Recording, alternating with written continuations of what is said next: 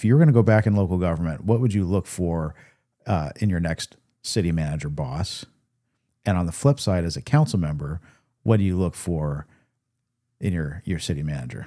This is probably the most productive question. And I don't know if I just missed it, but this is a good question. What I think many people aspiring to that level may not contemplate is the level of fit. At a certain point, you get to a level of professional experience and skill set that you're qualified to do the city manager job or be a director.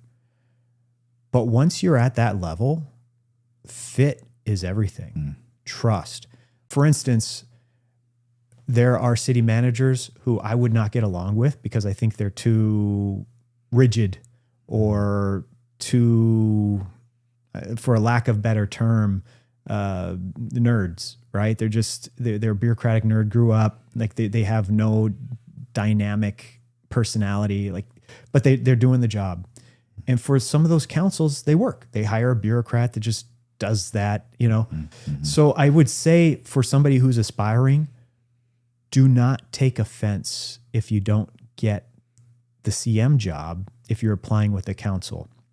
It's hard to predict what aspects 5 people or more are going to be looking for in an individual. All you can do is build a system of success.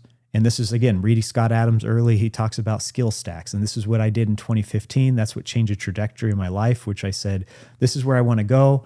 But even if I don't get there, I'm building the skills to get me there that will get me anywhere. So part of going to the assessor's office was building.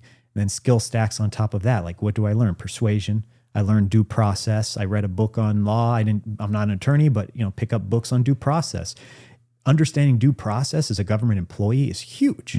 As a planning commissioner, it's huge.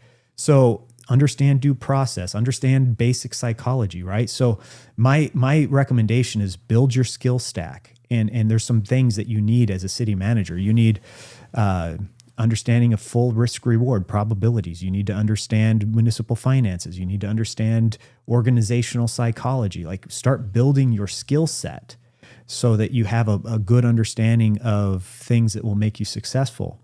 The next step is finding the fit. And that's hard because that may require you to travel somewhere else or find opportunities elsewhere. But don't take it personally that you didn't get the job because you're more qualified, because at some point, more qualification doesn't make you a better fit. Right. So that's what I would say for people aspiring to city manager.